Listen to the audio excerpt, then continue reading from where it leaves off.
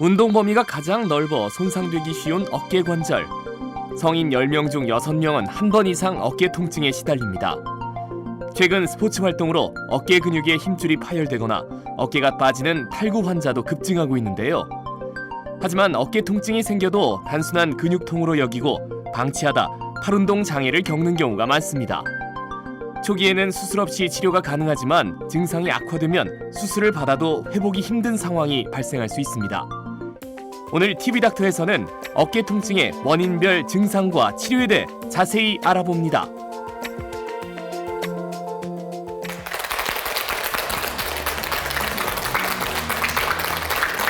안녕하십니까. 건강을 지키는 약속 TV닥터입니다. 겨울철 건강관리 잘 하고 계십니까? 아무래도 요즘에는 좀 몸이 움츠러들거나 아침에 일어나도 찌뿌드드 하시죠? 특히 이 겨울철에는 근육이나 인대가 좀 경직돼서 관절에도 무리가 많이 갈 수 있다고 합니다. 혹시 여러분의 어깨 관절은 건강하십니까? 근데 어깨에 통증이 생긴다 하더라도 보통은 근육통인가 아니면 나이 탓인가 해서 파스를 붙이고 그냥 넘어가는 경우도 많이 있잖아요. 그런데 어깨 관절은 운동 범위가 상당히 넓어서 이게 360도 회전이 되니까 그만큼 손상도 쉽게 갈 수 있고 또 통증이 계속 반복된다면 또 지속된다면 그냥 방치하시면 안 됩니다. 힘줄이 파열되거나 간혹 어깨가 이렇게 탈구되는 경우도 생긴다고 하는데요. 오늘 TV닥터에서는 다양한 어깨 질환의 정확한 진단과 치료 방법 알아보겠습니다. 오늘 김인보 정형외과 전문의 모셨습니다. 안녕하세요. 어서 오십시오. 안녕하세요. 안녕하세요. 선생님께서도 평소에 이 어깨에 좀 많이 쓰시는 직업이시죠? 왜 정형외과는 뭐 치료하거나 수술 힘도 많이 쓰셔야 되고 수술도 하셔야 되고 어떠세요? 어깨 건강하십니까?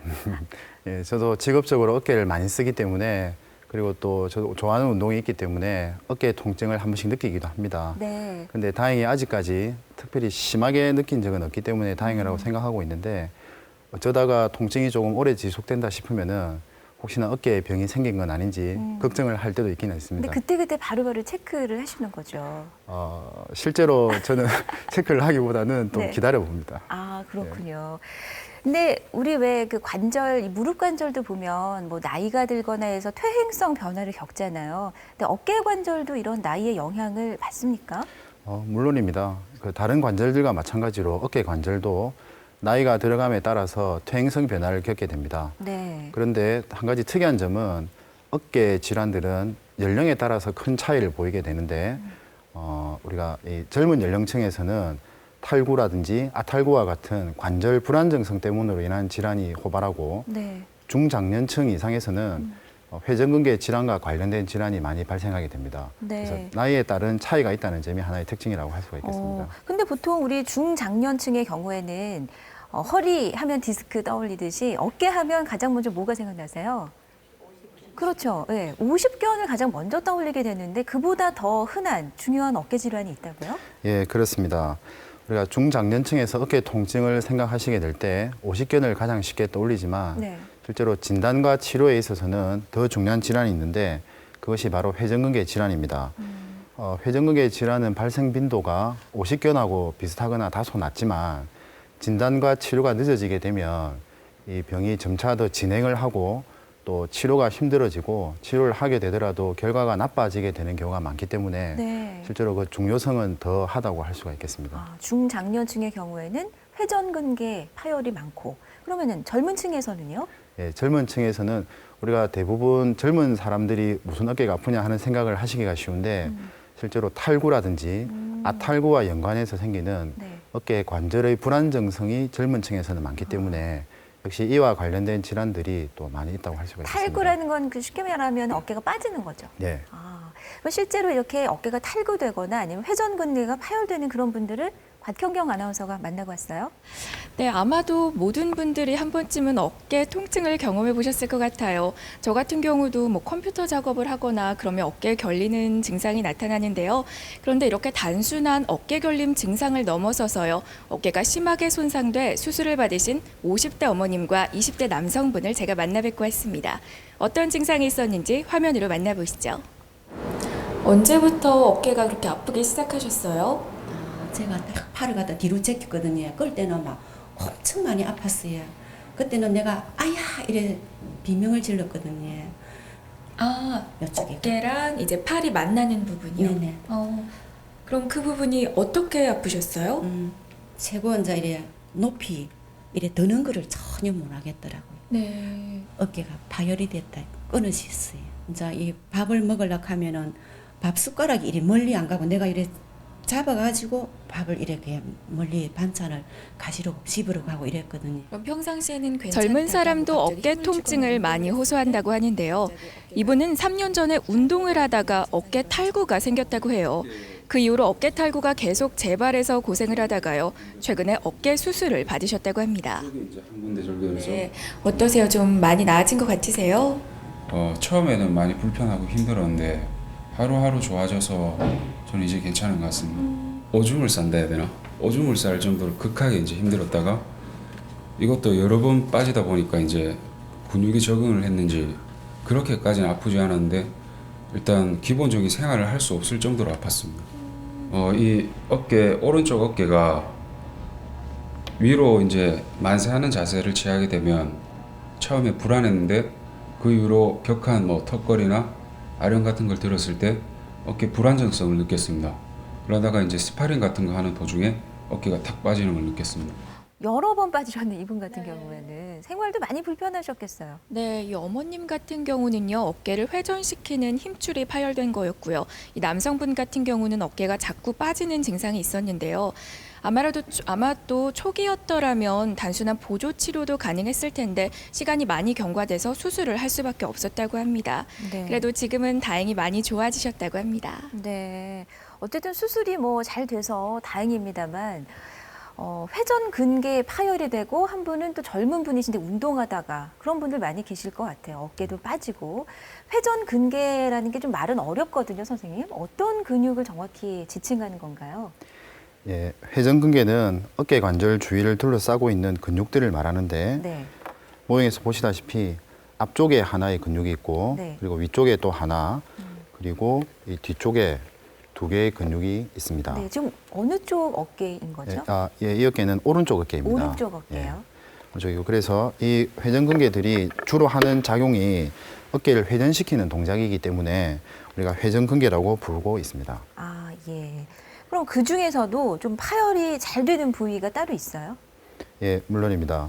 그래서 여기 우리 사진에서 보시듯이 네. 여기 위쪽에 있는 회전근개 근육이 네 가지 근육들 중에서 가장 잘 파열이 되고 예. 그 중에서도 회전근개 근육이 직접적으로 뼈에 부착되는 위치의 근처에서 가장 파열이 잘 발생하게 네, 됩니다. 그 왼쪽 그림을 보시면 아주 깔끔하게 깨끗하게 이어져 있는데 오른쪽이 파열된 회전 근개 예, 모형이네요. 그렇습니다. 예. 그럼 우리가 실제로 어깨를 봤을 때 여기 보통 우리 주사 많이 맞잖아요. 이쪽 부위쯤 생각하면 될까요? 예, 정확하게 짚으신 것 같습니다. 아, 여기 많이 파열이 네. 되네요. 그러면 특별히 이쪽 부위에 잘 파열되는 이유가 있습니까? 근육의 파열이라는 이름 때문에 어떤 회전근개 파열이 외상에 의한 단일 요인에 의해서 생긴다고 생각하시기가 뭐 쉬운데 충격을 받았거나. 예. 그러나 실제로는 그렇지 않고 네. 여러 가지 요인들이 복합적으로 작용을 하게 됩니다. 네. 그래서 이 회전근개 위쪽에 있는 뼈가 많이 튀어나와서 회전근개 근육과 충돌을 하기 때문에도 발생을 하게 되고 회전근개 자체가 퇴행성 변화를 거침에 의해서도 발생을 하게 되고 또 특별히 혈액 공급이 부족한 부분이 있는데 치유가 늦어지는 부분이기 때문에도 회전근개가 발생을 하게 되고 네. 합니다. 그래서 이런 여러 가지 요인들이 복합적으로 작용을 하게 되는데 특히나 운동선수라든지 활동력이 왕성한 젊은 사람들에게 있어서는 반복적인 사용에 의해서도 회전근개 손상이 발생할 수 있습니다. 네. 그러면 우리 평소에 어깨 통증은 뭐 여러 번 느낄 수 있잖아요. 근데 과연 이게 찢어졌을 때, 힘줄이 파열됐을 때는 통증이 어느 정도인지 좀 상상이 안 가는데요. 앞에 인터뷰하신 환자분도 말씀하셨는데 네. 우리가 어깨 회전근개 파열이 생기게 되면 가장 흔하게 생기는 증상이 물론 통증입니다. 대부분의 경우는 활동을 많이 하게 되면 더 아파지게 되는 특징이 있는데 네. 심하게 병이 진행이 되면은 특별한 활동을 하지 않더라도 가만히 통증을 있어도? 많이 호소할 수 있게 됩니다. 예. 그리고 대부분의 환자들은 특징적으로 밤에 더 아프다고 얘기하시는데 심한 분들은 밤에 잠을 잘 이루지 못하겠다 또는 자다가 잠이 자꾸 깬다 라는 말씀도 많이 하십니다. 네. 또 하나의 특징은 운동 범위의 제한이 생기게 되는 것인데 팔을 올리기가 힘들게 되고 네. 특히나 90도 내지 120도 정도 팔을 들어 올렸을 때 통증이 더 심해지고 이 범위를 넘어서게 되면은 통증이 좀 다소 줄어드는 경향이 있습니다. 네. 그리고 어떤 경우에는 팔을 들어 올릴 수는 있는데 들어 올린 팔을 내릴 때 힘이 없거나 통증으로 툭 떨어져요? 툭 하고 떨어지는 경우도 있습니다. 정말로 심한 경우에는 아예 팔을 들어 올리지 못하는 경우도 있습니다. 네. 120도에서 극심한 통증 한 어느 정도인가요? 120도면? 그래서 지금 우리가 팔을 옆으로 뻗은 자세를 90도라고 90도. 할 수가 있겠고 네. 여기보다 약간 더 올라간 요 범위 안에서의 통증이 심해지는 특징이 아, 있습니다. 이 범위에서 극심한 통증이 느껴진다. 그리고 내릴 때 천천히 내릴 수 있는 게 아니라 그냥 툭 떨어진다. 아, 이러면 파열 증상을 하나라고 예, 볼 수가 그렇습니다. 있네요. 그러면 이 회전 근개 중에서도 어떤 부위에 얼마나 찢어졌는지 파열의 정도를 정확하게 알기 위해서는 또 정확한 검사가 필수겠죠. 어떤 검사를 거쳐야 됩니까? 예, 일단 통증의 특징 및 기간, 그리고 일상생활의 제한점, 그리고 야간통의 유무, 그리고 치료의 유무 등에 대한 자세한 병력 청취를 하게 되고 네. 능동 운동 및 수동 운동 범위를 측정하고 그다음 회전근개 징후 검사 등을 하는 신체 검사를 하게 됩니다. 네. 그리고 우리가 X선 검사를 하게 되고 이상 소견들이 있다 싶을 때는 MRI 검사도 시행하게 되는데 회전근개를 직접적으로 관찰하는 데는 MRI 검사가 가장 유용하고 정확한 방법입니다. 처음부터 다 MRI를 찍는 건 아니고 이제 단계적으로 지금 소견이 나오고 있나요? 예, 지금 가리키고 있는 저 부분이 파열이 되어 있는 부분인데 까만 색깔로 보이는 것이 정상적인 근육입니다. 네. 그러나 그 지금 화살표가 그리고 있는 흰색이 있는 부분들은 밝은 색으로 흰색으로 되어 있는데 저 부분이 바로 회전근개가 파열되어 있는 부분입니다. 근데 회전근개 파열이 진단되면 선생님 일단 한번 찢어진 건 그냥 놔둔다고 저절로 뭐 붓거나 하는 건 아니죠. 분명히 어떤 치료를 해줘야 되는 거죠. 예, 그렇습니다. 회전근개 파열이 있을 때 수술을 해야 하는 경우와 수술을 하지 않는 경우로 나눌 수가 있는데 네. 1차적으로 수술을 하지 않는 경우에는 약물 치료, 그리고 주사 치료, 물리 치료, 신장 운동, 근력 강화 운동 등을 1차적으로 시행을 하고 있습니다. 네. 일단 보존적 치료로 지금 생각할 수가 있네요. 체외 충격파 치료요. 그리고 또 체외 충격파 치료를 시행함으로 해서 우리가 보통 회전근개 질환이 있을 경우에는 어깨 안쪽에 염증이 많이 생기게 되는데 네. 그러한 염증들을 줄여주고 그리고 통증을 감소시키기 위해서 이런 체외 충격파 치료도 시행을 하고 있습니다. 그리고 수술을 하는 경우나 하지 않는 경우 둘 다 우리가 이런 여러 가지 기구들을 이용해서 운동 치료를 하는 것을 매우 중요한 치료로 생각을 하고 있습니다. 네. 그래서 지금 회전 운동 범위를 좀 갈수록 넓혀주는 건가요? 예, 운동 범위도 넓혀주고 그리고 남아있는 근육들의 어떤 상태나 기능들을 더 강화시켜 줌으로 해서 네. 좀 모자라는 부분을 메꾸어 줄 수 있다고 생각을 하고 있습니다. 최대한 내 거를 보존을 하면서 지금 치료할 수 있는 예, 방법을 그렇습니다. 보여주신 거고 그거로 되지 않는다면 결국은 메스를 들어야 되겠죠. 어떤 경우에 수술이 필요합니까?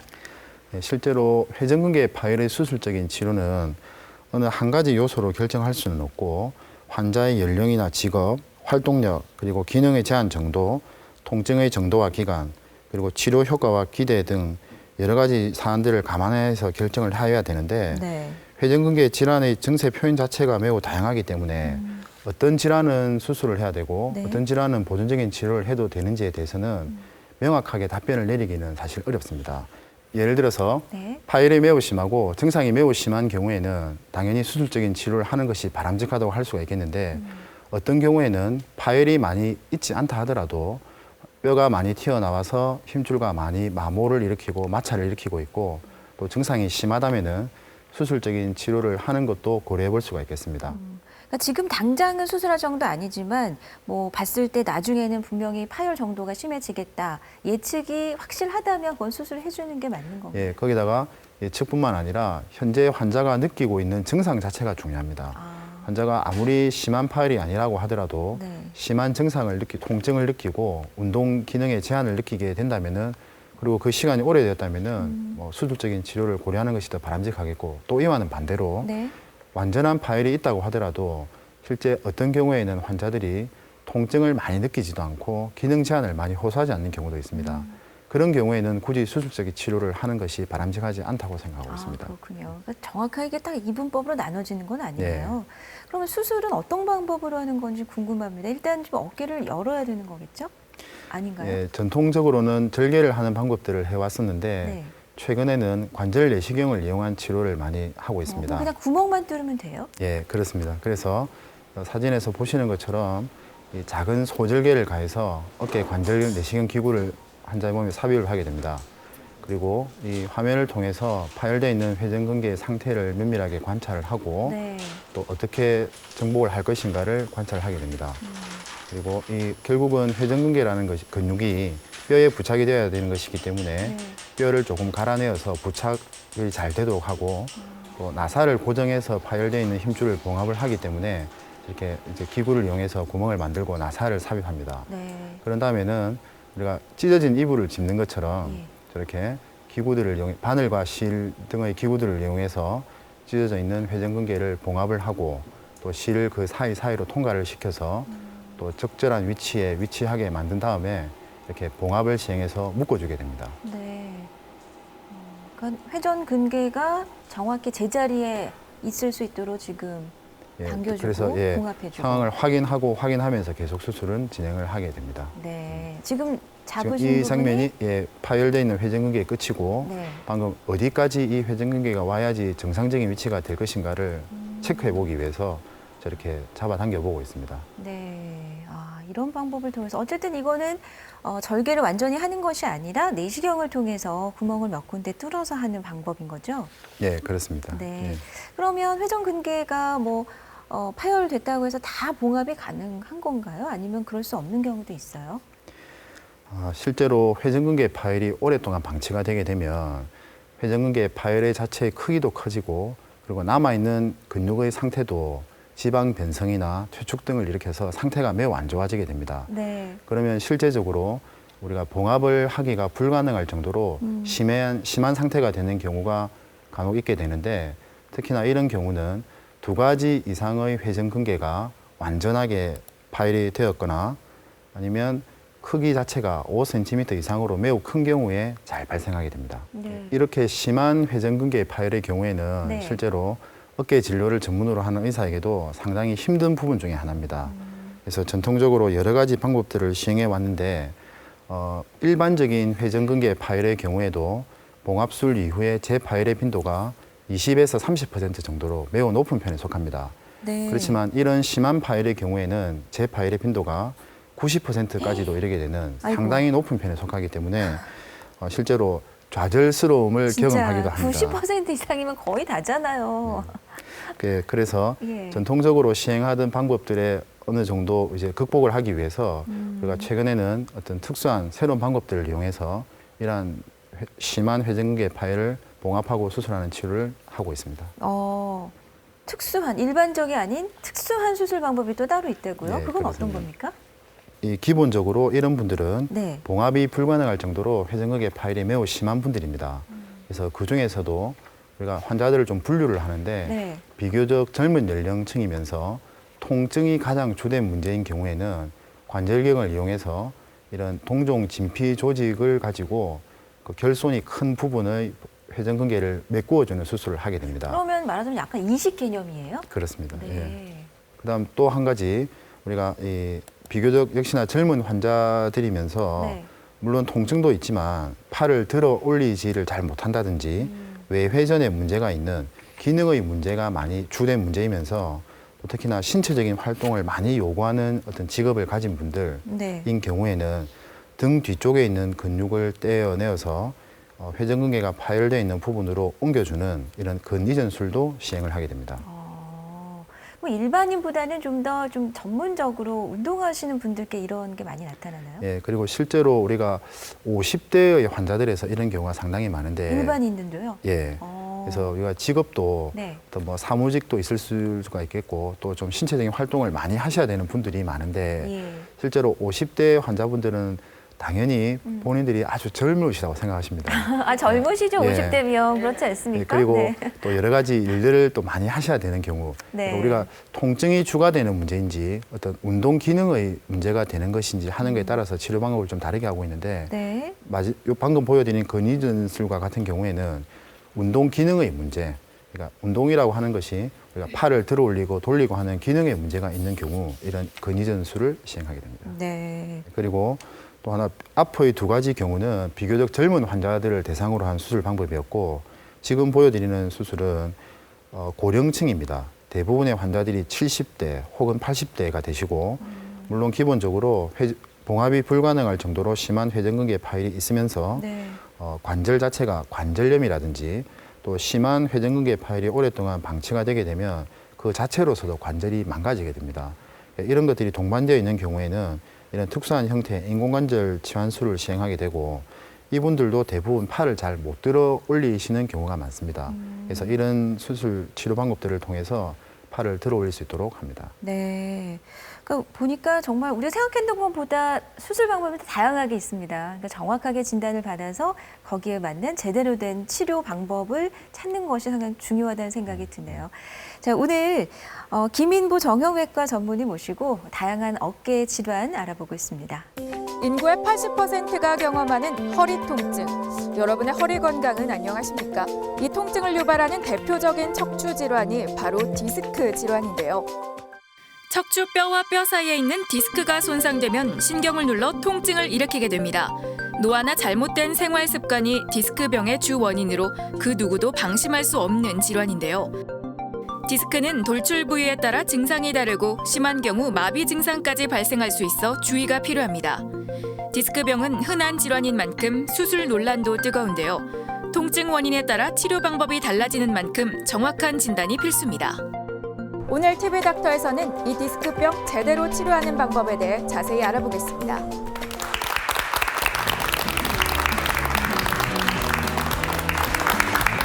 안녕하십니까. 건강을 지키는 약속 TV 닥터입니다. 입춘이 지났지만 겨울철 추위는 여전한 것 같습니다. 이 막바지 겨울을 만끽하기 위해서 요즘 보면 겨울 나들이 특히 스키장 많이 가시더라고요. 여름이 탁 트인 바다라면 겨울은 아무래도 이렇게 눈부시게 쫙 펼쳐진 설원이겠죠. 그 위에서 이렇게 쌩쌩 달리는 기분이란 정말 매력 만점입니다. 하지만 그만큼 부상이 잦기도 합니다. 넘어지거나 또 부딪혀서 골절이 되기도 하고 허리에 부상을 입을 수도 있습니다. 그런데 허리 부상은 이런 외상뿐 아니라 우리가 평소에 오래 앉아 계신다든지 아니면 잘못된 자세로 인해서 허리가 안 좋아질 수가 있습니다. 그런데 보통 우리가 허리 부상 또는 허리 아프다 하면 디스크를 가장 먼저 떠올리게 되잖아요. 근데 이 디스크도 밖으로 돌출됐느냐, 안에서 잘못됐느냐 또는 딱딱하게 굳어졌느냐에 따라서 종류가 여러 가지 나뉠 수가 있고요. 이렇게 흔한 질병이다 보니 치료 방법에도 좀 논란이 있는 것 같습니다. 어디서는 수술을 해야 된다, 하지 않아도 된다, 고민이 많으실 텐데요. 그래서 저희 오늘 TV닥터에서는 디스크병 제대로 알고 치료하기란 제목으로 함께하겠습니다. 영상의학과 강호영 전문의를 모셨습니다. 안녕하세요. 안녕하세요. 안녕하세요. 반갑습니다. 허리가 아프면은 어느 과를 먼저 찾아가세요? 가장 먼저 떠오르는 과는? 그렇죠.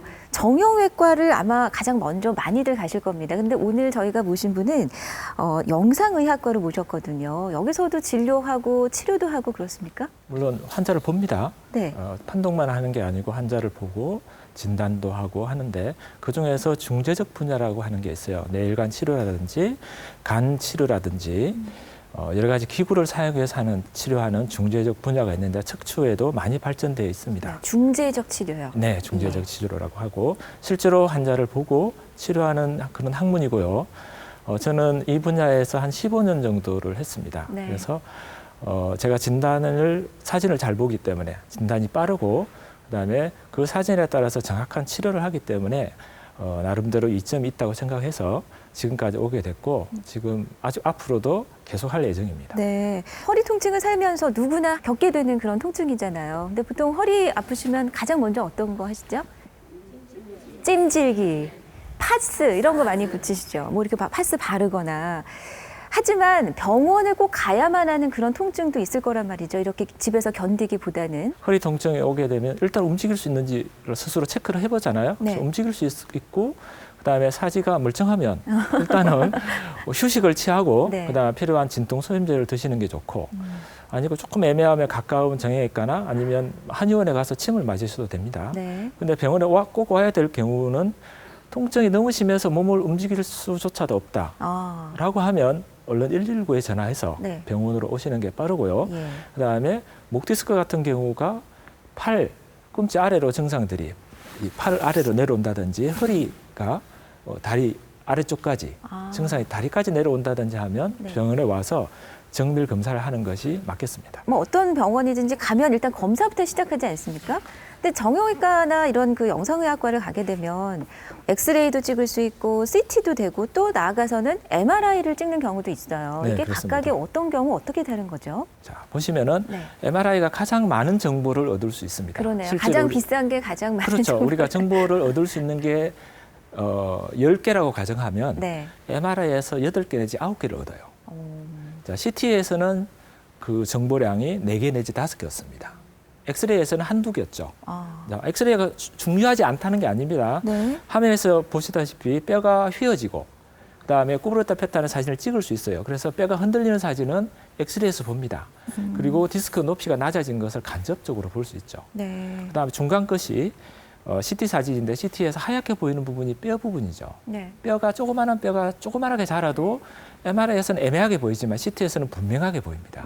그래서 뼈를 볼 때 디스크가 석회화되거나 그다음 인대가 석회화되거나 뼈가 길어났을 때는 CT가 굉장히 좋은 거고 네.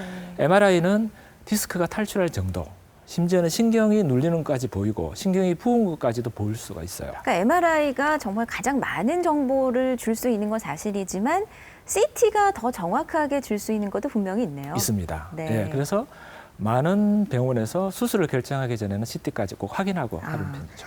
근데 일단 허리가 아프다 그러면 우린 가장 먼저 디스크를 떠올리게 됩니다. 그러나 허리병에는 디스크 말고도 이와 유사한 또는 착각할 수 있는 다른 질환들이 있잖아요. 어떤 것들이 있습니까? 척추 질환의 분류를 크게 4가지 나눠볼 수 있는데 네. 디스크병은 우리가 3가지로 나눠볼 수 있어요. 디스크 탈출증, 우리가 아는 디스크. 제일 흔한 예, 것. 제일 흔한 병. 그리고 조금 생소하지만 내장증. 내장증이요. 예, 그리고 변성증 이렇게 3가지로 나눠볼 수 있고 예. 그 외에도 뼈병에 속하는 병들이 협착증, 뼈가 흔들리는 불안정증, 네. 그리고 뼈가 앞으로 밀린 척추 전방 전이증. 그리고 이게 다리가 저린 거 협착증이라고 하죠. 다리가 저리는 증상이 협착증일 수도 있고 디스크일 수도 있어요. 아. 그래서 증상이 비슷하다고 해서 병이 똑같은 건 아니에요. 네. 척추에 생긴 병들이 거의 다리가 저리고 아프기 때문에 환자들은 똑같은 병인 줄 착각하시지만 실제로는 다른 병일 가능성이 굉장히 많습니다. 네. 디스크는 그렇다면 정확히 우리 몸의 구조상 어디에 위치하고 있는 겁니까? 네, 정확히 몸의 중심에 위치하고 있죠. 자, 허리가 배꼽을 중심으로 아래 위에 있는데 네. 뼈와 뼈 사이에 끼어 있다고 생각하시면 됩니다. 쿠션 역할을 해주는. 그렇죠. 디스크가 크게 두 층으로 보이는데 그냥 쉽게 생각하면 찐빵 같은 구조죠. 안에는 조금 더 말랑한 게 있고 바깥에는 섬유륜이라고 네. 여러 겹으로 네. 우리가 빵에 보면 폐수처리처럼 네. 여러 겹으로 되어 있는 섬유륜이 있어요. 찐빵이라고 하니까 머리에 확 떠오르네요. 그죠? 아주 이해가 잘 되고 있습니다. 예, 그래서 안에 그 바깥은 말랑한 것은 충격을 흡수하죠. 그리고 바깥에는 연골이지만 조금 딱딱한데 지지를 하죠. 우리가 똑바로 서 있어야 되니까요. 그렇죠. 네, 그래서 이런 부분들이 각각의 지지와 충격 흡수를 담당하고 있습니다. 그러면 이런 각각의 역할을 하고 있는 디스크에 어떤 문제가 생긴다는 겁니까? 디스크가 정상적으로 나이가 들면서 퇴행이 진행되기도 하지만 네. 디스크가 상하는 과정을 보면 먼저 자꾸 자극을 받고 스트레스를 받으면 네. 디스크 수핵이 탄력이 떨어지게 됩니다. 수핵이라고 하면 아까 말랑한 부분, 예, 그 말랑한 부분이 찐빵 안에 말랑한 말랑말랑한 정도가 점점 네. 딱딱해져 가는 거죠. 자, 그렇게 딱딱해지는 과정을 MRI를 찍어보면 점점 까맣게 보이게 돼 있습니다. 네, 한번 보겠습니다. 네. 지금 보시면 중간 정도에 까맣게 보이는 여기 디스크가 튀어나왔네요. 보이죠. 정상 디스크는 이렇게 가운데가 하얗지 않습니까? 예, 예쁘게 자리잡고 자, 있는데. 위에도 여기 보시면 하얗게 찐빵 팥이 보입니까? 하얗게? 네, 예, 보입니다. 여기 보이고 이 팥이 까맣게 바뀌었죠. 자, 이렇게 바뀌는 것이 네. 수액의 변화이고 섬유류는 찢어집니다. 섬유륜이 바깥에서 그 수액이 빠져나가지 못하도록 꽉 조여주고 있어야 되는데 이게 찢어지면서 수액들이 밀려 나오기 시작하는 거죠. 네. 그 밀려 나온 수액과 네. 섬유륜이 신경을 누르게 돼서 증상으로 나타나는 거죠. 아. 그게 다리로 내려가면 다리가, 허리 가운데로 나오면 허리가 아프게 되는 거죠. 그래서 디스크 탈출증이 되고 또 추간판 탈출증이 되는 건가요? 그렇죠. 그 병이 뒤쪽으로 탈출해서 신경을 누르는 병을 디스크 탈출증, 우리가 흔히 말하는 디스크 네. 걸렸다라고 말씀하시는 거죠. 디스크에 생기는 병 중에서 가장 흔하게 생긴다. 그렇죠, 흔하죠. 네. 아, 그렇군요. 그러니까 노화나 또 잘못된 자세로 인해서 이런 질환이 생길 수 있는데 실제 디스크 탈출증으로 치료받고 계신 50대 남성이 계셔서 만나봤습니다. 운동에 의한 요통으로 생각하고 별로 대수롭지 않게 생각하고 있다가 계속 그 엉덩이 쪽하고 다리에 통증이 와가지고 그렇게 병원을 찾게 됐습니다. 선생님 말씀으로 의학용어로 주간판 탈출이라 그러는데 흔히 말하는 허리 디스크고 허리보다가는 엉덩이, 다리, 그다음에 발등, 걸음 걷기가 싫을 정도로 통증이 심했었습니다. 그래서 특히 통증해가지고 잠을 못 이루고 아침에는 더더욱 머리를 구부려서 못 감을 정도로 통증이 심했었습니다. 심지어는 저희 집사람이 양말을 신겨주기까지 해가지고 불편한 게 한두 가지가 아니었습니다. 결국은 조금이라도 이렇게 수그리는 작업을 전혀 못 하셨다는 얘기인데 어떤 그런 증상들이 구체적으로 있습니까? 네, 화면에 보시면은 네. 디스크가 돌출이 돼서 뒤쪽 신경을 누르는 것을 잘 볼 수가 있습니다. 근데 그 신경을 누르는 어떤 신경을 누르는 거에 따라서 증상이 달라질 수가 있어요. 네. 가운데로 나오면 허리 엉치가 아픕니다. 허리 예, 디스크가 위치에 따라서 네. 왼쪽으로 나오면 왼쪽이 아프고 오른쪽으로 나오면 오른쪽이 아프고 가운데로 나오면 허리 엉치가 아프고 그래서 심지어는 어떤 환자들은 허리 하나도 안 아프고 다리만 아프다고 하시는 분들도 계세요. 다리 신경을 너무 많이 누르고 있기 때문에 그런 거죠. 예. 또 어떤 분들은 허리만 아프신 분도 있죠. 아, 다리가 안 아플 수도 있어요? 네. 가운데로 나와서 다리로 내려가는 신경을 누르지 않으면 예. 허리만 아픕니다. 디스크 탈출증은 흔하긴 하지만 그 증상을 정말 면밀하게 잘 살펴봐야 치료 방법이 나오겠어요. 그렇죠. 흔하긴 한데 예. 쉽지가 않습니다. 예, 너무 그냥 이렇게 이건 A는 A다, B는 B다라고 딱 잘라서 말하기가 쉽지 않은 게 디스크이기 때문에 네. 좀 어려움을 호소하고 있죠. 아, 원래 그 뼈가 약한 사람은 없습니까? 나는 원래부터 뭐 관절이 약해, 뼈가 뭐 통뼈야 반대로 그런 분도 계시듯이 원래부터 좀 체질적으로 약하다거나 아니면 유전적인 영향을 받거나 그런 경우는 없습니까? 디스크 병은 의학적으로 네. 유전적인 영향이 없다고 합니다. 없다고요? 예, 거의 없다고 하는데 네. 실제로 더 연구가 되면 나올지는 모르겠지만 현재의 의학적인 견해는 그렇습니다. 그거보다는 오히려 나쁜 습관, 나쁜 자세 이런 것들이 한두 차례 그러는 게 아니고 계속 반복, 지속적으로 되면 디스크 병으로 발전하는 경우가 훨씬 더 많다고 봅니다. 네. 그러니까 디스크는 지금까지 의학적인 결과로 보면 선천적인 것보다는 후천적인 것이 압도적으로 많다. 네, 그만큼 내 그렇습니다. 몸 관리를 내가 잘 해야 되겠다는 그렇죠. 결론이 나오네요. 어떤 분들은 엄마가 네. 허리가 안 좋아서 저도 안 좋다고 하시는데 그건 본인이 관리를 잘 못하셔서 그렇습니다. 자, 그렇다면 디스크 탈출증, 뭔가 이렇게 튀어나오는 거 디스크가, 예, 그걸 말씀해 주셨는데 말고도 안에서 뭔가 장애가 생기거나 아니면은 변성이 되거나 하는 그 잘못 장애도 있다고 하셨잖아요. 안쪽에 찢어져서 문제가 생기는 게 내장증이라고요? 네, 내장증은 증상이 꾀병으로 오해받을 수도 있어요. 허리가 늘 아프진 않아요. 처음에 시작할 때는 좀 앉는 게 불편하다가 어제 오래 못 앉아 있는 증상부터 시작돼서 그리고 바닥에 앉는 걸 굉장히 힘들어해요. 바닥에 앉는 거예요? 예, 바닥에 우리가 이제 식사하러 가시면은 바닥에 못 앉는 분들이 가끔 계세요. 네. 그런 분들은 내장증을 의심해봐야 되고 대부분이 나이가 젊어요. 20대에서 40대 사이고요.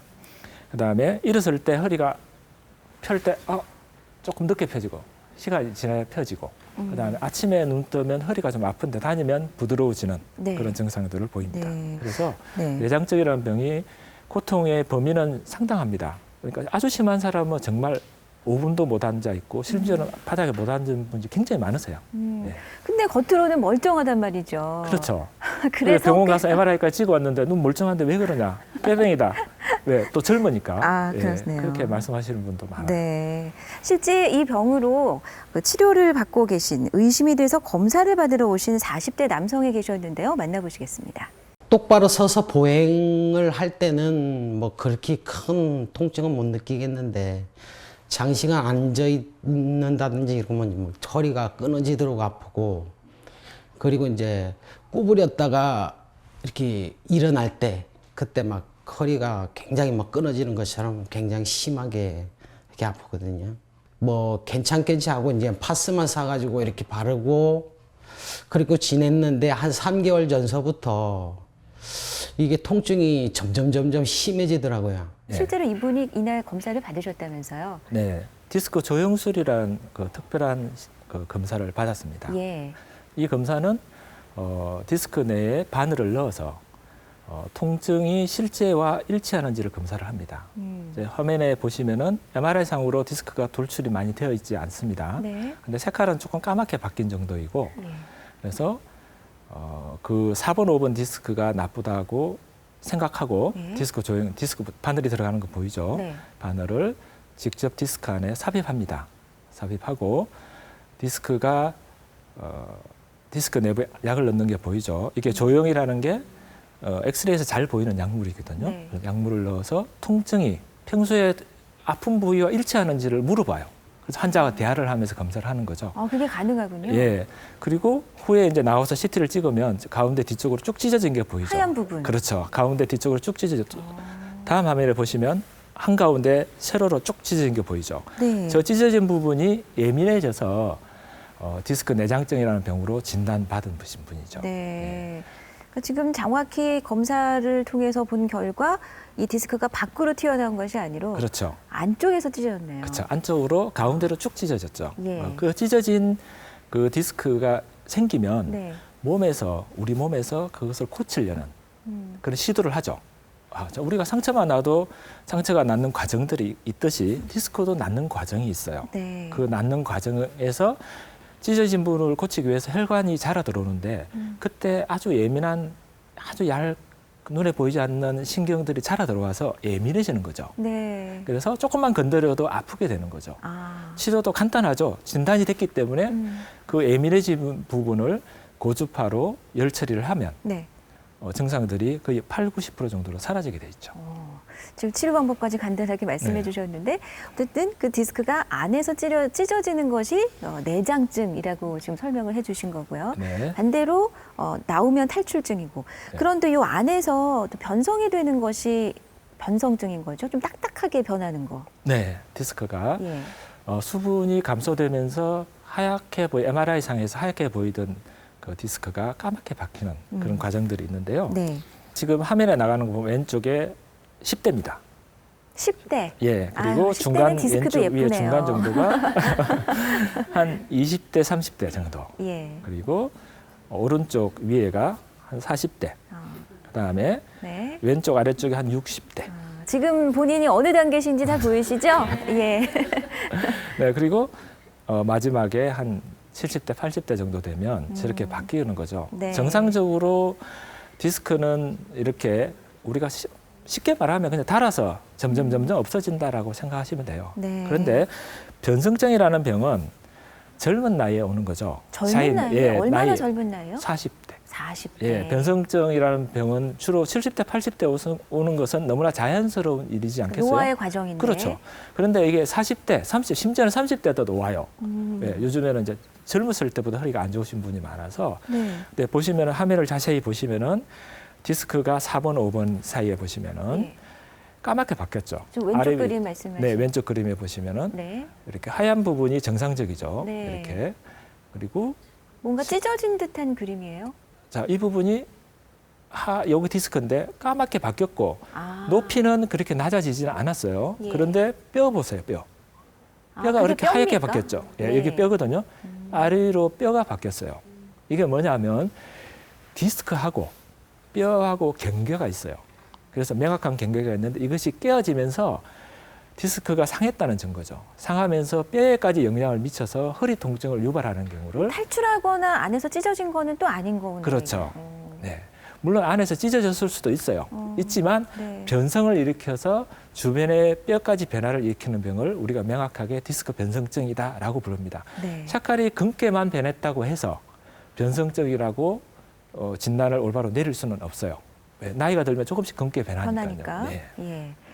근데 디스크 변성증은 사실 뭐 튀어나오거나 안에서 찢어지거나 이런 거는 연령이 좀 고연령이 많으셨잖아요. 근데 네. 변성증은 앞서서도 40대에서도 생긴다. 심지어는 30대에서도 볼 수 있다고 하셨거든요. 아니 이렇게 젊고 아직 그 창창한데 왜 디스크가 변성이 되는 걸까요? 네, 원인은 굉장히 많습니다. 최근에 오래 앉아 있는 직업들, 예를 들면 뭐 이렇게 하루 종일 컴퓨터 앉아서 컴퓨터 하고 예. 또는 하루 종일 운전하시는 분들, 운전하시는 분들 그리고 청소년들. 청소년들요. 요즘 청소년들 밤늦게까지 책상에 앉아 있잖아요. 그렇죠. 예. 사실은 청소년기에 많이 뛰어놀아야지 그렇죠. 척추가 건강하고 목도 건강한데. 키도 커지고. 그렇죠. 그리고 또 일찍 흡연을 시작합니다.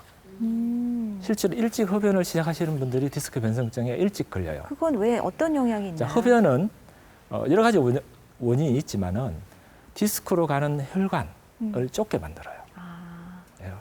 디스크로 가는 혈관들은 예. 대동맥에서 작은 혈관들이 허리에는 특히 2~3개 정도로 나가는데 이런 것들이 좁아지는 거, 담배를 필 동안에. 네. 그러면은 영양 공급이 떨어지기 때문에 변성이 일찍 오게 되는 거죠. 그래서 또 청소년들 또 노출되는 것이 뭐냐면 게임. 아주 게임에 빠져서 정신없이 한 서너 시간 하면 허리가 망가지는지도 몰라요. 그래서 20대 때 디스크 변성증이 오고 디스크 탈출증이 오시는 분들을 잘 물어보면 네. 그런 분들도 상당히 계세요. 게임에서 내가 뭐 왕좌를 차지할 수 있을지 모르겠으나 허리는 망가진다는 거 예, 부모님들께서 명심해 주셔야겠네요. 예. 그리고 되도록이면 너무 학원만 보내지 마시고 네. 운동 학원도 좀 보내주시기 좋겠습니다. 운동에 학원 다녀야 되나요? 예, 운동도 학원 요즘에 다니던데요. 그러면 이 디스크 변성증은요, 증상이 앞서서 우리가 지금 알아봤던 거와 좀 다릅니까? 어떤 증상이 있어요? 디스크 변성증의 증상은 내장증하고 비슷한 증상을 나타나지만 조금 다르죠. 네. 그게 허리가 늘 뻐근한 느낌이 듭니다. 뻐근하다. 예, 뭔가 막 개운치 않은 느낌이 허리 엉치 아래쪽에 늘 뻐근하고 또 조금 심하신 분들은 내 허리 속에 모래가 낀 것 같다. 뭐가 까끌까끌한 예, 느낌이 그런 드나요? 느낌이 든다.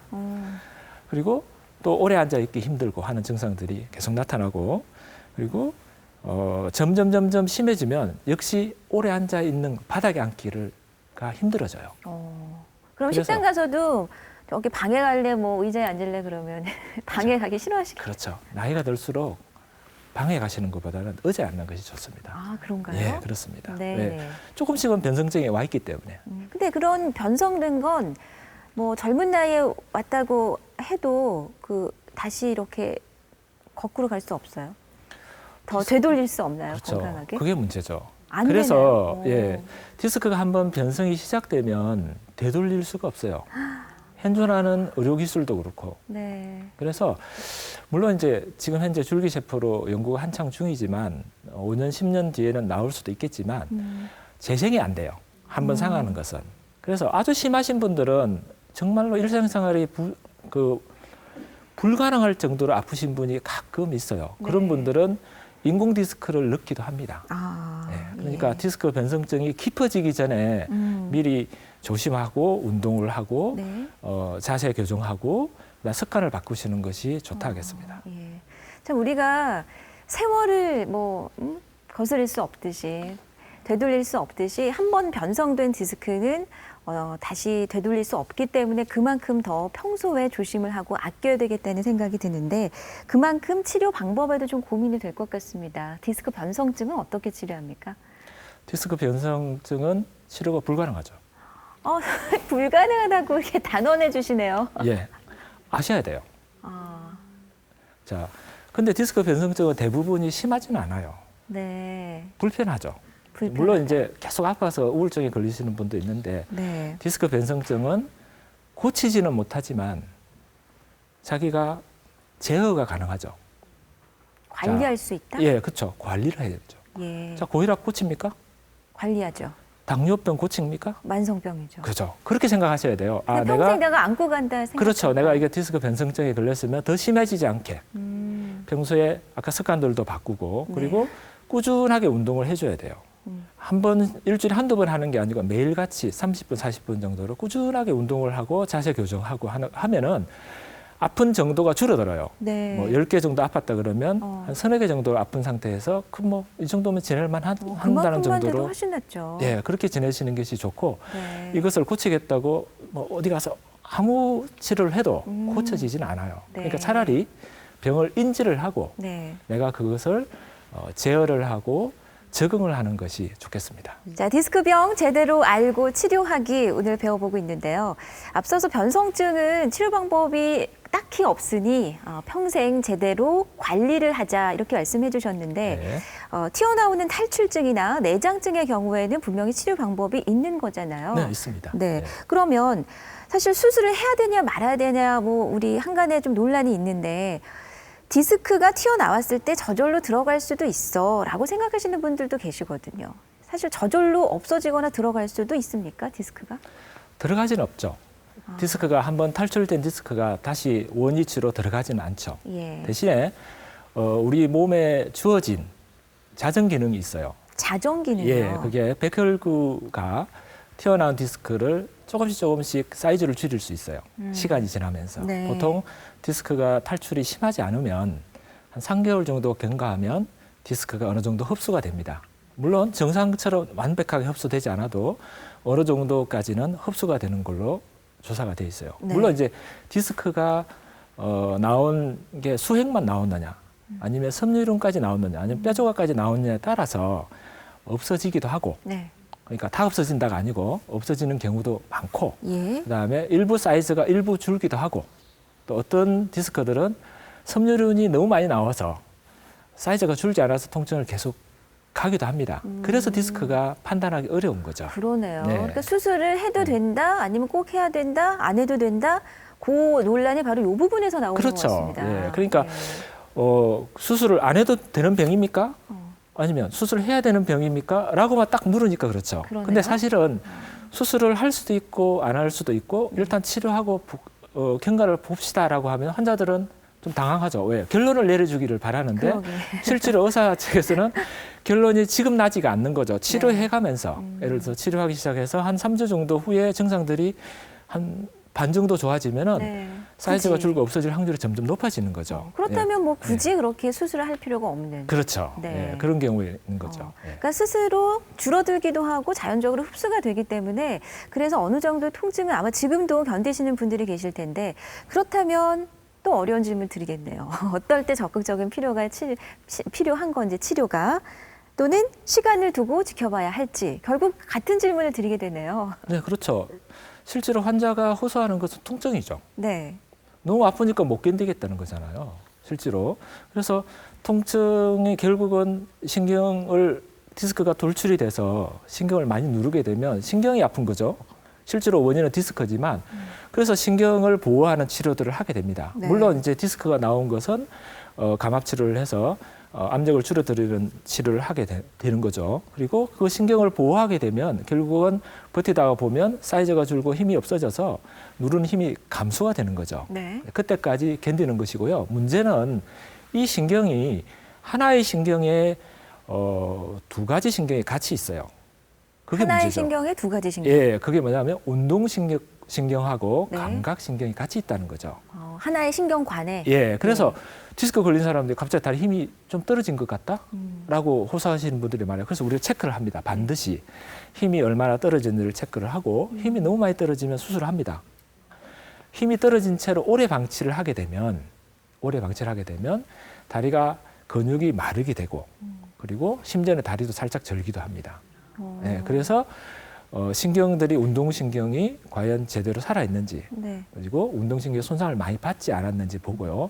그리고 감각신경은 저리는 것이나 감각둔환 증상들은 그렇게 크지 않습니다. 실제로. 그래서 많이 아픈 통증이 사라지고 운동신경이 살아있다면 이 여러 가지 비수술 요법들의 치료로서 그때까지 버티고 네. 그리고 압력을 감소시켜주는 치료를 하면 디스크도 어느 정도 치료가 가능하죠. 네. 도수 치료를 하고 그리고 허리에 디스크가 돌출이 돼서 압력이 높으니까 압력을 낮춰주는 네. 감압 치료를 하게 됩니다.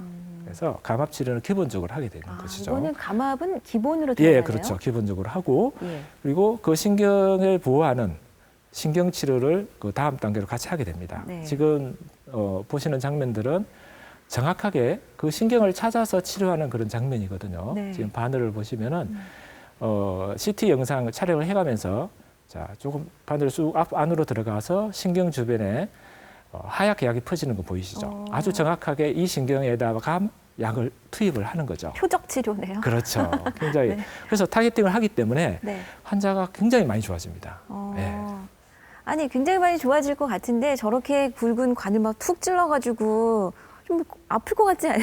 실제로 통증 없어요, 저거 찔러? 통증이 심하지 않으신 분들은 네. 사실 저 치료를 할 필요가 없죠. 근데 그 통증이 심한 거에 비하면 아무것도 아닙니다. 이런 치료들은. 예, 그러면 얼마든지 뭐 견딜만 한 통증이 되겠네요. 근데 허리가 아프면 저도 그렇지만 집에 그 파스부터 찾아보거든요. 네. 예, 아니면 이제 뜨거운 온찜질을 한다든지 여러분도 그런 방법은 흔히 하시죠. 실제로 도움이 되시던가요? 좀 완화가 됐었어요?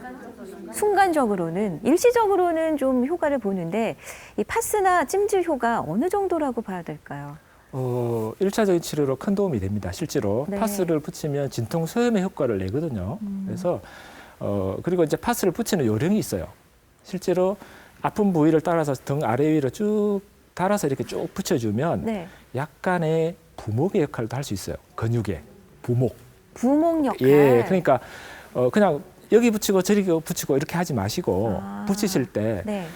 척추가 아픈 결 따라서 쭉 달아서 붙이면 네. 훨씬 더 좋은 효과를 낼 수 있어요. 아니 저희는 사실 뭐 가로로 붙이냐 세로로 붙이냐 약간 헷갈리지 않아요? 그러니까 그렇죠. 아픈 부위에 따라서 아픈 그냥 부위를 따라서 세로로 쭉 붙이시는 게 좋다라고 말씀드립니다. 오늘 아주 중요한 거 예, 알았네요. 집에서 할 수 있는 일차적인 치료. 그렇죠. 예. 예. 약간 그 부목 역할을 할 수 있도록. 네, 그렇죠. 대부분 이제 근육통은 이 허리를 세우는 근육들이 잘 상하기 때문에 네. 그 허리를 세우는 근육이 세로로 있어요. 아. 그래서 쭉 따라서 연달아서 떨어지지 않도록 네. 쭉 달아서 붙이면 훨씬 더 많은 효과를 낼 왜 수 우리 있죠. 운동하다가 좀 아플 때도 그 테이핑을 약간 세로로 이렇게 그렇죠. 붙여주잖아요. 그 테이핑 효과까지 있는 같은 거죠. 원리라는 예, 거죠. 테이핑이 부목의 효과죠. 아, 그렇군요. 알겠습니다. 하지만 근본적인 치료는 아니니까 일단은 그렇게 진정을 하고 나서 더 정확한 진단을 좀 받아야 되겠죠. 앞서서 그 중재적 비수술 치료를 자세하게 말씀을 해주셨는데 그걸로도 안 된다면 결국은 수술 쪽으로 가야 되지 않겠습니까? 어떤 경우에 우리가 수술을 하게 됩니까? 지금 사회적으로도 수술을 많이 한다라고 이슈가 되어 있죠. 그래서 환자들이 무조건 수술 안 한다고 하는데 다음의 경우는 꼭 수술을 해야 되는 경우입니다. 네. 첫 번째로 운동신경을 건드려서 아까 예. 다리 힘이 떨어진 경우에는 얼마나 떨어지면? 발목이 안 올라가요. 발목이 안 올라가요? 예, 그런 경우 있어요. 근데 발목이 안 들려요. 까딱까딱이 안 되네요. 그렇죠. 예. 밑으로는 되는데 위로 잘 안 들리거나 그리고 다리를 절기도 합니다. 네. 부위에 따라서. 네. 이럴 경우에는 빨리 수술을 해줘야지 신경이 살아날 거 아닙니까? 이미 신경이 손상을 많이 받았다는 증거이기 때문에 수술을 빨리 해서 신경을 살려야죠. 예, 이건 시간이 가면 갈수록 신경은 더 죽어요. 그렇죠. 신경들이 더 상하게 돼서 회복 시간이 오래 걸리기도 하고 네. 또 좀 덜 들어오기도 합니다. 그래서 힘이 떨어지는 경우는 해야 되고 그리고 아주 심한 디스크가 아주 크게 나오는 경우도 있어요. 아주 네. 큰 경우에는 뒤쪽 신경까지 눌려서 대소변의 장애도 와요. 아니 왜 대소변에 장애가 생깁니까? 디스크에? 예, 아주 드물지만 있어요. 디스크가 사이즈가 너무 크게 많이 나왔을 때 네. 대소변을 관장하는 아래쪽에 천추신경들을 누르기도 하거든요. 예. 그럴 때는 대소변 감각이 이상해져요. 감각이 이상해져서. 예, 그러면은 24시간 안에 수술을 하게 돼 있어요. 자, 요 두 가지만 아시면 돼요. 이거는 그리고 응급이네요. 24시간 그렇죠. 내니까. 둘 다 응급입니다. 네네. 그리고 디스크를 치료하는데 제가 정하는 원칙들이 몇 가지가 있어요.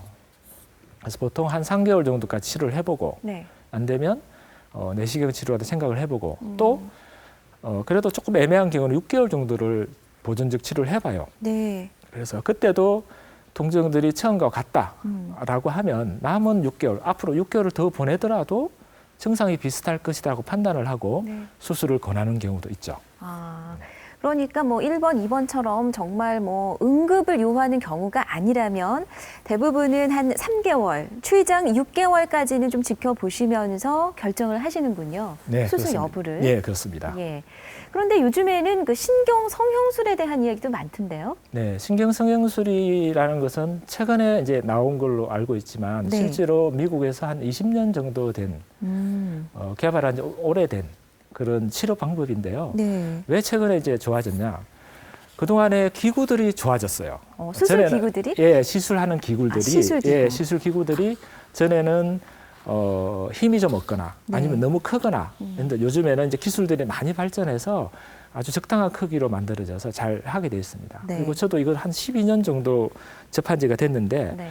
그리고 또 많이 하게 되는 이유 중에 하나도 작은 병원에서도 할 수가 있는 거죠. 크게 뭐 네. 시술방이 크게 필요한 것은 아니거든요. 네. 지금 화면에 나가는 신경성형술을 보시면은 이 디스크가 오른쪽으로 나와 있죠. 그리고 신경을 누르고 있습니다. 상당히 누르고 있어서 신경성형술을 보세요. 카테터를 이렇게 넣어서 그 신경이 누르는 때까지 사이를 요 사이에 카테터를 넣어요. 네. 그래서 요 관을 신경 넣어요? 예, 그렇죠. 관을 넣어서 그 부분을 이렇게 떼어주는 그런 시술을 하게 되는 거죠. 이 시간도 한 10분 정도 걸리고요. 네. 국소 마취해서 간단하게 해요. 그래서 아주 쉽고 증상도 여러 가지 미세 주사라든지 네. 우리 신경 주사라든지 이런 것들보다 효과가 한 5배 내지 10배의 효과가 있고 한 번 시술에 좋아지는 분들이 굉장히 많으세요. 예. 그래서 많이 하게들 돼 있죠. 그러면 내시경을 통해서 하는 건 또 어떤 겁니까? 내시경은 이제 디스크를 직접적으로 튀어나온 부분을 끄집어내는 거죠.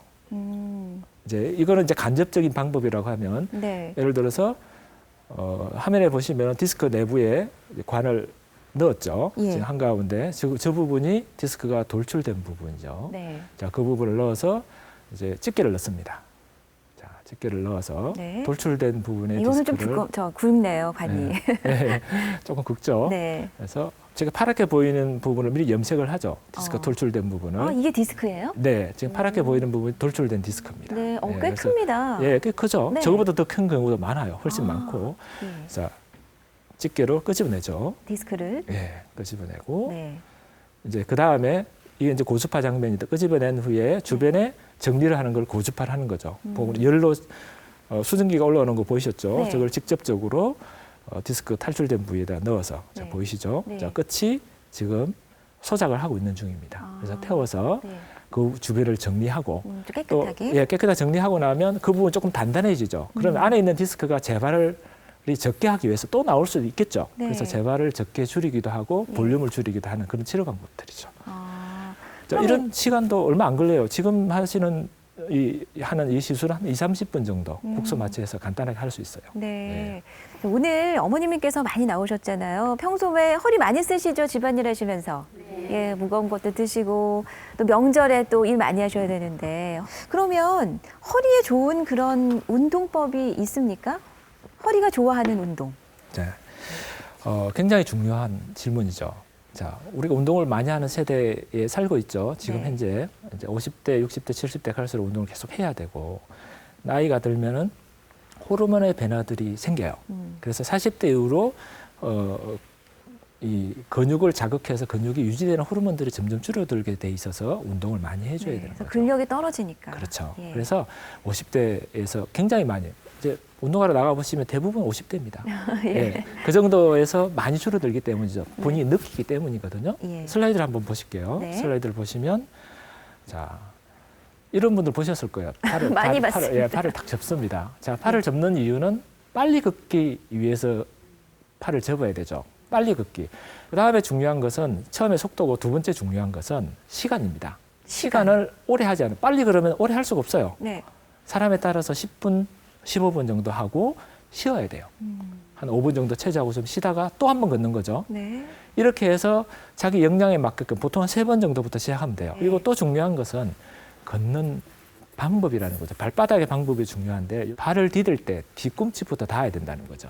뒤꿈치 닿고 네. 그리고 발 앞바닥 닿고 그리고 떼기 전에 엄지발가락에 힘을 주고 떼야 돼요. 연습을 한 10분 정도 해보시면 네. 금방 할 수 있습니다. 아. 이게 가장 좋은 운동이라고 할 수 있죠. 그냥 걷는 것도 어렵네요, 지금. 이거 신경 쓴 게 여러 가지. 일단 자세, 팔꿈치를 접어서 이렇게 많이 올려야 되는 거죠. 그리고 발꿈치부터 디뎌야 되고 그렇죠. 속도하고 시간도 중요하다고 하셨어요. 네, 속도는 20% 내지 30% 정도 증가시키고요. 네. 시간은 10분 내지 15분 정도예요. 반대로 이거는 허리에 좋지 않으니까 절대 하면 안 된다 하는 자세나 운동이 있겠죠. 네, 있습니다. 일단 자세는 두 가지 정도가 제일 나쁘죠. 허리를 과도하게 숙이는 자세. 자, 과도하게 숙이면 뒤쪽 디스크가 벌어져서 디스크 환자들이 디스크 탈출될 가능성이 높아요. 네. 반대로 뒤로 이렇게 젖혀주면 디스크가 좋아지겠죠. 네. 그래서 무릎 꿇고 허리를 고양이 자세를 취하면 허리가 좋다는 자세가 고양이 자세예요. 고양이 자세. 예. 근데 숙일 때요, 뭐 물건 들을 때 사실 숙이지 않고 물건 들 수가 없잖아요. 앉아서 들으셔야죠. 앉아서 그렇죠. 이렇게 물건을 들어라. 예, 그렇죠. 오. 앉아서 몸에 가깝게 붙이고 네. 그리고 들으셔야 되죠. 그럼 그래서 이렇게 허리를 숙여서 이렇게 제일 드는 나쁜 것은 자세입니다. 제일 나쁜 예, 동작. 방금 하신 자세가 이게 제일 나쁘고 예, 제일 나쁜 아예 모험적인 자세. 앉아서 이렇게 들어올려야 네, 그렇습니다. 된다. 오늘 명심 오늘부터 그렇게 꼭 지키시기 바랍니다. 예. 그러면 운동은 그렇고요. 평소에 생활 습관은 어떻게 하면 우리가 허리를 좀 건강하게 지킬 수 있을까요? 앉는 자세가 굉장히 중요합니다. 방청객들도 지금 앉아 계신데 허리 아프시죠? 오래 앉으셔서. 네. 네, 그래서 얼마나 앉아 있으면 괜찮나요? 묻는 분들도 계시거든요. 예. 그래서 정해드리죠, 제가. 허리 병이 있으신 분들은 20분 정도 이상 앉아 계시는 게 안 좋아요. 병이 있으신 분들은. 네. 예, 그래서 20분 만에 일어서서 제자리에 좀 서서 이렇게 서갖고만 계시면은 도움이 안 됩니다. 약간 이렇게 서서 움직이셔야 돼요. 왔다 갔다. 예, 이렇게 하시고 네. 그리고 건강하신 분들은 40분, 50분 정도를 기준으로 합니다. 네. 네, 그리고 앉아 있는 자세에서 반드시 엉덩이에 있는 허리를 뒤쪽에 붙이셔야 돼요. 자, 지금 붙이고 계십니까? 예. 엉덩이 허리를 의자 뒤에 탁 그렇죠. 달라붙게. 자, 그렇게 되면 우리 허리에 걸리는 힘이 엉덩이 부위 허리로 의자에 빠져나가죠. 근데 반대로 하죠. 걸쳐져. 엉덩이만 딱 빼죠. 네, 그러면은 그 그거 힘이 편한데. 어디로 가냐? 처음에 편한 느낌이죠. 예. 허리 디스크 4분, 5분 디스크에 딱 가요. 그래서 디스크가 더 나빠지고 오랫동안 있으면 그렇습니다. 소파에서도 마찬가지죠. 소파에서도 있을 때 반드시 허리 4분, 5분 부분에 뭘 대주는 게 좋고 네. 그래서 반드시 붙이는 것이 옳은 자세입니다. 예. 평소 주무실 때요. 네. 딱딱한 데 주무시면 허리에 좋다. 푹신한 데보다는 이런 얘기 좀 많이 듣지 않으셨어요? 그죠? 근데 실제로는 어떤지 궁금해요. 사실 이거는 굉장히 오래된 이야기죠. 침대하고 관련이 있어요. 네. 그렇죠. 옛날에 만들어진 침대들은 상당히 푹신했어요. 꾹 꺼지는 거. 예, 푹 꺼지고 그리고 스프링에 문제가 생겨서 나쁘다라고 하는데 요즘은 침대 회사들도 다 알아요. 그래서 어느 정도 다 딱딱해요. 네. 그래서 지금은 침대를 굳이 그 뭐 말랑말랑한 침대를 고를 필요는 없는 것 같고 네. 굳이 말랑한 것보다는 조금 더 딱딱한 게 좋습니다. 그래서 현재 나오는 침대들은 큰 문제가 없습니다. 네. 참 허리는 어쨌든 내가 몸이 편안하게 느끼는 거하고는 조금 다르게 느끼네요, 허리는. 네, 그죠? 그렇습니다. 네, 내 네. 몸을 좀 약간 긴장하면서 불편하더라도 네. 허리 건강을 지킬 수 있다면 우리 생활 습관을 좀 고치는 것이 좋겠습니다. 습관을 바꿔주면 처음에 조금 불편하죠. 네. 그런데 시간이 지날수록 편한 걸 느껴져요. 왜 통증이 안 오거든요. 적게 오고. 맞아. 예, 줄어듭니다. 예. 자, 허리병, 이 디스크병으로 지금도 많은 분들이 고생하고 계실 텐데, 자, 어떤 강조의 말씀을 좀 해주실까요? 마지막으로.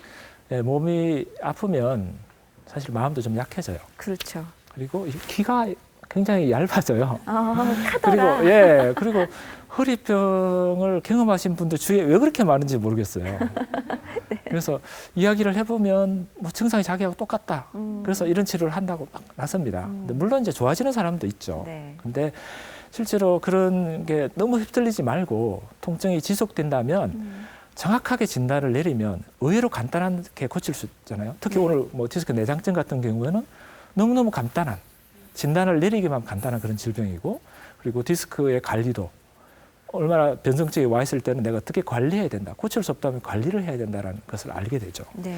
그래서 무엇보다도 정확한 진단이 우선돼야 된다라고 강조하고 싶습니다. 네. 감사합니다. 오늘 그렇지 않아도 디스크병 제대로 알고 치료하기라는 제목으로 모셨는데 정말 제대로 잘 알 수 있는 방법을 여러 가지 이렇게 말씀해 주셨습니다. 오늘 영상의학과 강호영 전문의께 깊은 감사의 말씀 드립니다. 고맙습니다. 감사합니다.